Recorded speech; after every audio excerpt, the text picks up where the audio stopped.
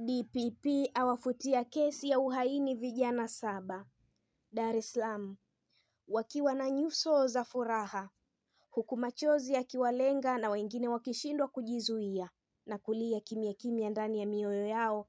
Walinyanyua mikono juu ikiwa ni ishara ya kumshukuru Muumba wao aliye juu, baada ya mahakama ya hakimu mkazi Kisutu kuwafutia kesi ya uhaini vijana hao 7. Vijana hao ni waliokuwa wanakabiliwa na mashtaka mawili, ikiwamo kula njama na kutenda kosa la uhaini.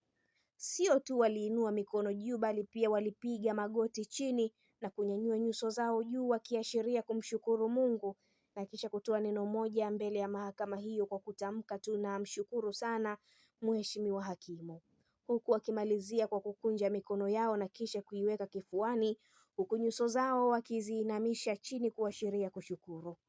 Mshtakiwa Baraka Mwita kushoto, akiwa na baba yake mzazi Chacha Mwita, baada ya kufutiwa kesi ya uhaini na mahakama ya hakimu mkazi Kisutu. Picha na Hadija Jumanne. Hali hiyo ilidhihirisha hata kwa mmoja wa washtakiwa, Baraka Mwita, ambaye yeye anatumia magongo mawili kutembelea, ambapo lilipofika suala la kuishukuru mahakama aliyalaza chini magongo yake, naye kuungana na wenzake kwa kuinamisha kichwa chini na kuweka mikono kifuani, huku akiwa amekaa kwenye kiti kwa sababu hakuweza kupiga magoti. Vijana hao ni kati ya washtakiwa 95 waliokuwa wanakabiliwa na kesi ya uhaini katika kundi la 6 kati ya makundi 7 ya washtakiwa waliokuwa wanakabiliwa na kesi hizo katika mahakama hiyo.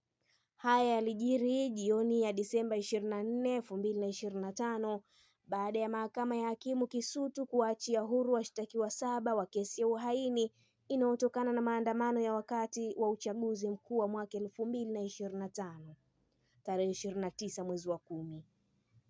Mahakama hiyo imefikia uamuzi huo baada ya mkurugenzi wa mashtaka nchini Tanzania DPP kuwafutia mashtaka kwa mamlaka aliyonayo chini ya kifungu cha 92 kifungu kidogo cha kwanza cha sheria ya mwenendo wa mashauri ya jinai CPA sura ya 20 marejeo ya mwaka 2023.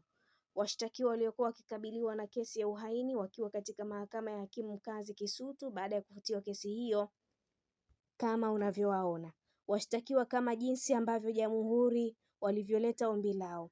Mahakama hii inawaachia huru, isipokuwa kama mna kesi nyingine ndio mnaweza kubaki, alisema hakimu mkazi mkuu wa mahakama hiyo Hassan Makube, na kuwauliza kama wana kesi nyingine. Washtakiwa hao walijibu kuwa hawana kesi nyingine inayowakabili, na ndipo hakimu alipowaeleza kuwa basi anawaachia huru ili wakajumuike na familia zao. Waliofutiwa kesi ya uhaini na kuachiwa huru na mahakama hiyo ni Jovin Kaya, Nelson Abisai maarufu Chuga, Sufiani Masawe, Komba Hilbert, Rajab Machonjo, Baraka Mwita na Amasha Juma. Washtakiwa hao ni kati ya 95 walikuwa wanakabiliwa na kesi ya uhaini mahakamani hapo, walioshtakiwa katika kundi la 6 la kesi hizo. Hata hivyo, kufutiwa kesi kwa vijana hao 7 kunafanya jumla ya washtakiwa 90 wafutiwe kesi na kubaki 5 ambao wanaendelea na kesi hiyo. Washtakiwa hao 5 bado DPP anaendelea na mashtaka dhidi yao, na pia amewaongezea kesi nyingine ambapo mshtakiwa Mohamed Badea mwenye umri wa miaka 28 maarufu Ticha, Fredi Chacha mwenye umri wa miaka 21 maarufu Chunk, na Peter Chobe mwenye umri wa miaka 49, wao wameongezewa kesi nyingine ya kuchoma moto jengo la CCM Kivule lililopo kata ya Majohe wilaya ya Ilala, huku mshtakiwa Tumaini Moshi na Gaspar Mumari wakikabiliwa na kesi ya unyang'anyi kwa kutumia silaha na kuiba vitu mbalimbali vyenye thamani ya shilingi milioni 1.5 bilioni, shilingi bilioni 1.5 katika klabu ya The Voice iliyopo Kinyerezi. Hakimu Makube amewafutia kesi hiyo washtakiwa hao 7 baada ya jamhuri kuwasilisha mahakamani hapo hati ya kutokuwa na nia ya kuendelea kuwashtaki washtakiwa hao katika kesi hiyo. Kwa mara ya kwanza walipandishwa kizimbani mahakamani hapo Novemba 7, 2025 na kusomewa mashtaka yanayowakabili. Katika kesi hiyo uchunguzi wa awali PI namba 26,540 ya mwaka 2025. Washtakiwa wote waliosomewa mashtaka mawili ambayo ni kula njama za kutenda uhalifu wa uhaini na shtaka la uhaini Washtakiwa 7 waliokuwa wakikabiliwa na kesi ya uhaini wakiwa wanatoka katika mahakama ya hakimu mkazi Kisutu. Baada ya kufutiwa kesi hiyo Hadija Jumanne, wote kwa pamoja katika shtaka la kwanza walidaiwa kuwa kwa nyakati tofauti kati ya Aprili mosi na Oktoba 29, 2025 walikula njama za kutenda kosa la uhaini. Katika shtaka la pili, washtakiwa wote walidaiwa kuwa Oktoba 29, 2025 katika maeneo mbalimbali ya jiji la Dar es Salaam wakiwa chini ya utii wa Jamhuri ya Muungano wa Tanzania walitengeneza nia kuzuia uchaguzi mkuu wa mwaka 2025. Washtakiwa hao walidaiwa kuwa walitengeneza nia hiyo kwa lengo ya kuitisha serikali ya Jamhuri ya Muungano wa Tanzania na kuthibitisha nia hiyo kwa sababu hasara kubwa kwa mali za serikali zilizokusudiwa kutoa huduma muhimu ilivyokuwa. Jana washtakiwa hao walipelekwa mahakamani hapo mchana wakitokea gerezani kwa hati ya dharura. Tofauti na kesi nyingine ambazo washtakiwa wa ndani hufikishwa mahakamani hapo asubuhi wakitokea gerezani, jana washtakiwa hao walipelekwa mahakamani hapo mchana na jioni walipandishwa kizimbani na kisha kufutiwa mashtaka yao. Wakili wa serikali Titus Aaron alieleza mahakama kuwa kesi hiyo ilipangwa kutajwa Januari 5, 2026 lakini washtakiwa hao wamepelekwa mahakamani hapo kwa hati ya dharura.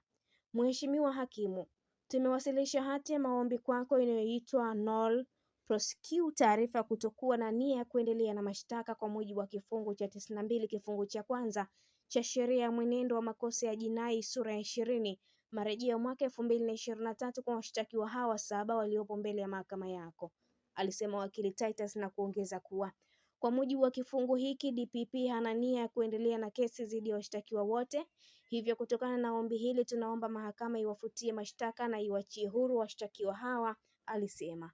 Baada ya kupokea taarifa hiyo ya upande wa mashtaka, Hakimu Mkube alisema kwamba kuzingatia taarifa hiyo ya DPP anatamka rasmi kuwa kesi hiyo imeondolewa dhidi ya washtakiwa 7. Hata hivyo, Hakimu Mkube aliwatahadharisha kuwa licha ya kuachia kwa sababu ya DPP kutokuwa na nia ya kuendelea na kesi dhidi yao, bado anaweza kuwakamata na kuwashtaki tena kwa makosa hayo.